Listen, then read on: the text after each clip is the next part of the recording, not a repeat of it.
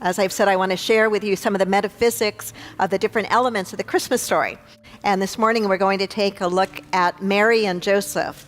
And I can't help but think that there might have been a moment for Mary in that manger where she was wondering, what am I doing here?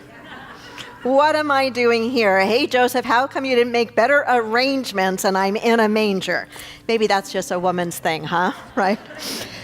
So the title of my talk this morning is A New Kind of Trust. In our spiritual journey, in our spiritual growth, I think trust is deeply important because there will be times where we find ourselves in situations or circumstances where we really do wonder, what am I doing here? How did I get here? And there will be times that we ask questions hoping so much for a clear answer, and we don't seem to get it, or we don't seem to get it as quickly as we want it or we feel we need it. And we can find ourselves really being challenged to trust the mystery and the unfolding of our life. And here is where our spiritual practice becomes so incredibly important. And so what is it that we can gather from looking more mystically and metaphysically at the story of Mary and Joseph, which is the story of Jesus? What can we gain from that by looking at some of the different elements and what was going on? I want to read to you two versions of the Christmas story that most of us think of when we think of the scriptural version of the Christmas story.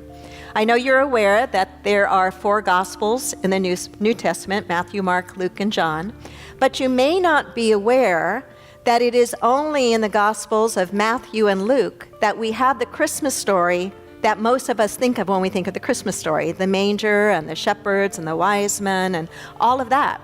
Mark doesn't even have a Christmas story, and John doesn't either, not in the sense that we are used to. And even the Christmas story as it is written in Matthew and Luke do not agree on all accounts. Isn't that interesting? It always makes me wonder how anyone can take the Bible totally and completely literally as the inerrant Word of God. We do not look at it in that way in Unity, nor do we in Centers for Spiritual Living in our New Thought movement. We look at the Bible metaphysically as a book, when understood through metaphysical and spiritual and mystical eyes, can very much reveal to us universal truths and principles, and can very much describe in symbolic terms our journey of unfoldment and waking up spiritually. So bear with me as I read these two stories. I'm going to point out a couple of differences, and then I want to point out things that I think are helpful to us in our awakening and our spiritual journeys. Thanks for listening. The Unity Center, transforming lives and healing our world. Check us out Sundays at 9 and 11.